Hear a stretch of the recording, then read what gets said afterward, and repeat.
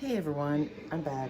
So, the little fiasco about the crust. So, here's my professional, not really, opinion is that I remember I told you I used the Jiffy um, corn muffin mix, but I think the problem is it wasn't cornmealy enough. You know, like when you use that stuff, it's pretty powdery.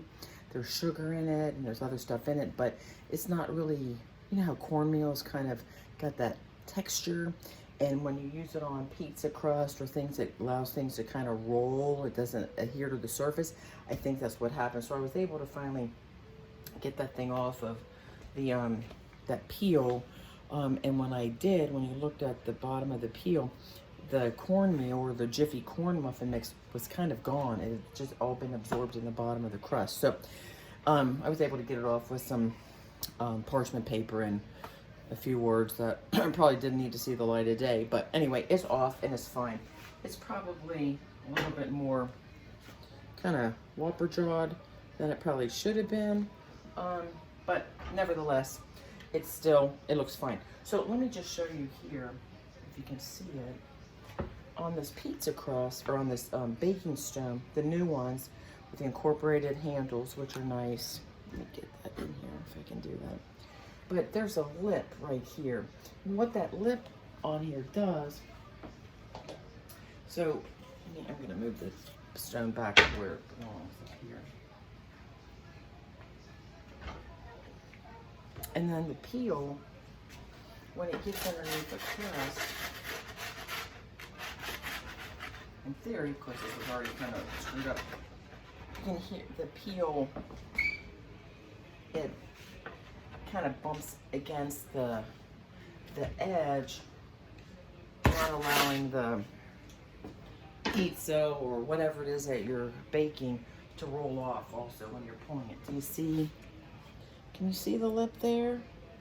Right there, if I can do this thing, it's kind of hot, but, well, I hope that you can see it. It's right here. There's a lip, and it won't allow that. That's what the, kind of the peel bumps up against like a bumper guard. So real quick, and then I'm gonna let you go.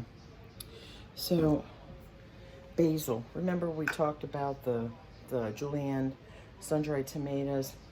So if you watch cooking shows or if you cook or whatnot, you know, you can take the leaves of the basil, stack them on top of each other, roll them up, and then slice them up. It's called a chiffonade.